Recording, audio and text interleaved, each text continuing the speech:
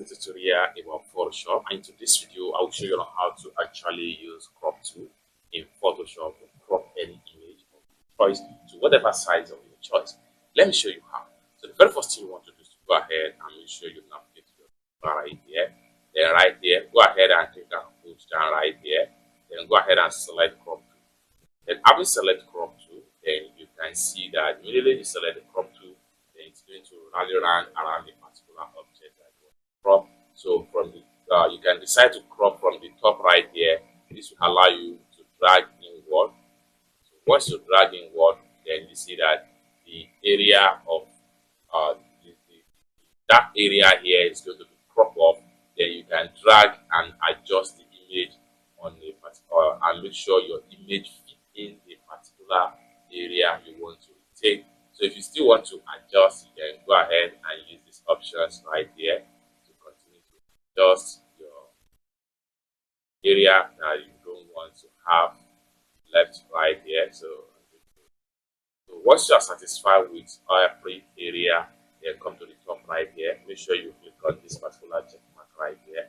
And once you click on the check mark, it's going to be the new size of your image, just like what you see right here. Now we have this image being cropped some area off from the image.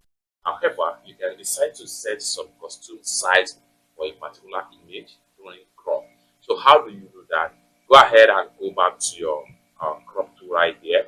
Then having select your crop tool, next thing you want to do is to go to the crop property right here. Go ahead and choose different options that are available right there. So once you choose any of the options, so the option is going to be selected, and from here, once you're satisfied, just go ahead and click on this check mark, and it's going to give the actual size of that settings that you choose from the first two options right here. Okay, so now let's say for instance, as I go back to my crop tool right here, and I decide to come back to the aspect original ratio right here, and I decide to switch to 1:1 square, then you have it right here.